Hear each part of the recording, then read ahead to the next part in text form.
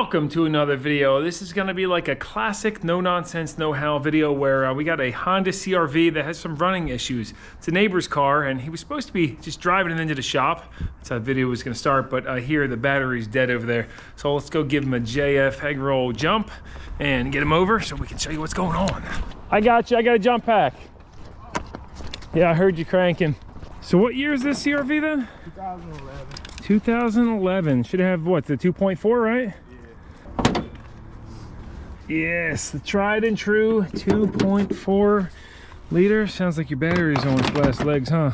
Right? I need to get it. So how would you describe the running condition of this engine, what it's been doing? Well, what's gonna call it? Before it was perfectly fine. All right, fair enough. Start it up. Let's see what it does. I'll say maybe a month or two. I just seen the check engine light on. Did you scan the codes? It said Catalyst Bank 1. Catalyst Bank 1. All right, so that don't sound good. And it sounds like a blown out exhaust gasket. I can smell just raw fuel dump in there too. It sounds like your exhaust might be clogged. Do you think you can limp it over into the garage? Yeah, I should be able to. All right, let's do that. I might have to wait for it to go down to idle. Yeah. All right. Yeah, if I ever heard a clogged exhaust, that sounds like one to me. What will it do if you just throw it in gear? It'll stall? Oh, okay, got you. Let me see if I hit the gas. How many miles are on here, too? Oh. Now it just went into idle. Idle mode. Yep, I feel that. Yeah. He got 251K on here. Wow. All right. So this thing's been useful. Yeah. You gotta hit the gas usually? No. It just starts. But now it don't. Oh yeah.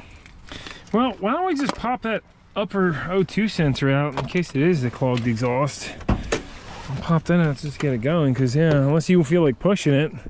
Oh yeah, no, I don't. So going off a hunch, I'm gonna remove the upper O2 sensor or air fuel ratio sensor and see what it does. Nice easy access on the Honda. Oh, of course, O2 sensor won't fit in there. O2 sensor socket because it's too thick.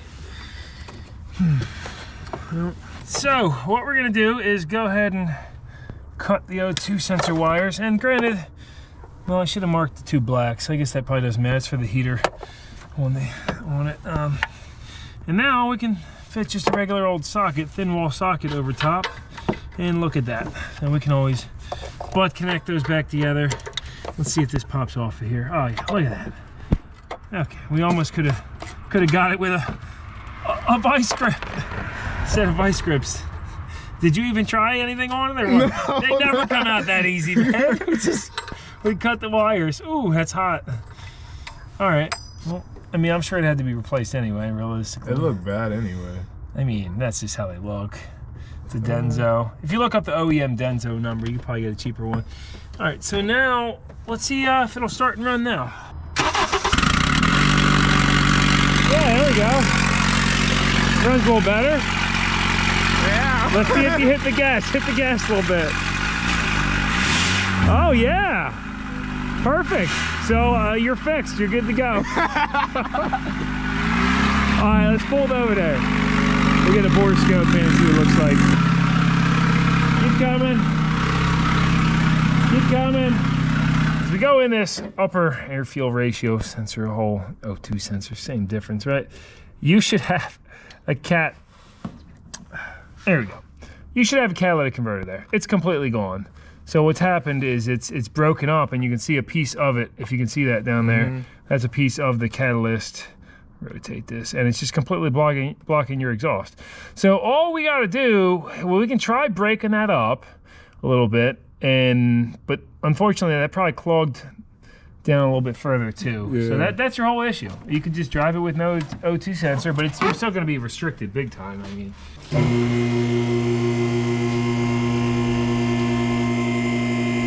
So we're gonna go ahead and pop that exhaust off. because you said you need this car for Monday, right? Yeah, for the rest of his life. Yeah, so it's gonna need, and you know, for ETA reasons and clearing the engine light and getting through inspection, he's gonna need a new cat. But for now, we can just pop this off. Okay, so what's that, like 14, 15 millimeter?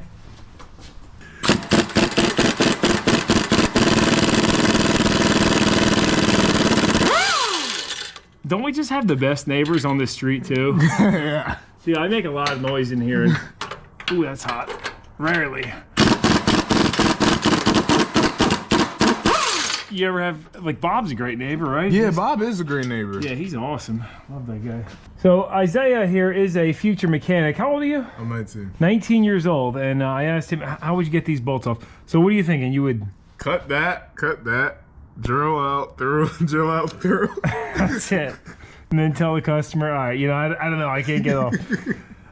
We're gonna try, these bolts are really not Gone. much, these nuts, should I say. Yeah, but the threads usually hold up on these, so I think we can get them off with probably a air hammer, and Scott's gonna just love that, our neighbor Scott. Little tappity doodah, and if not, some heat.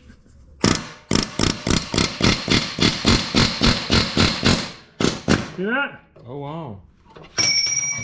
And there we go. Just like that. Just got That was fine. Oh, that was easier than drilling them out, right? Yeah.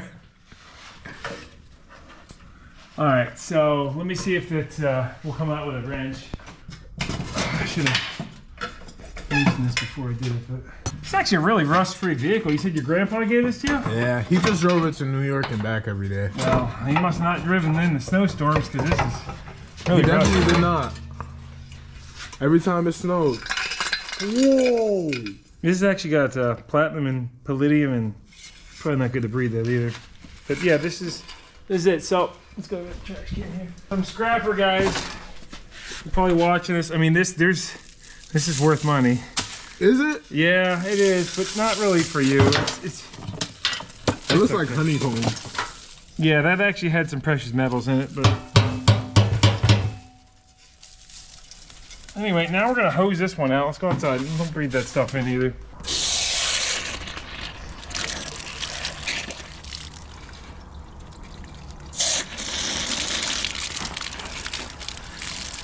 See what happens to all that powder clogged up this one, you know? Yeah.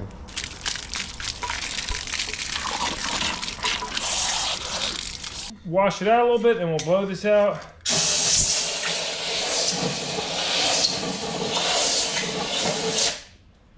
I'm gonna shine my light in here.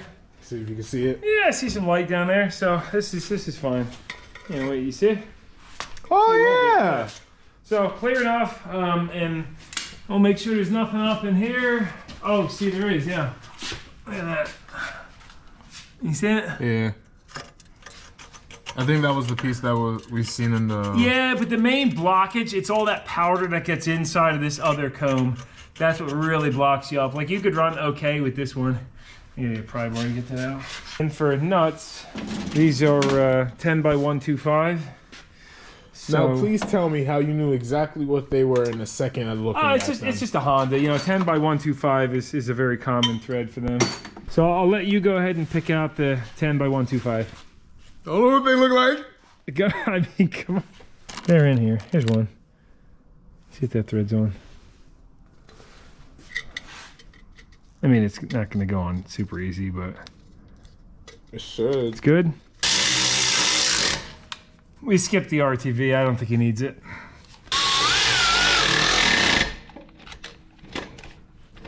Is there no torque spec?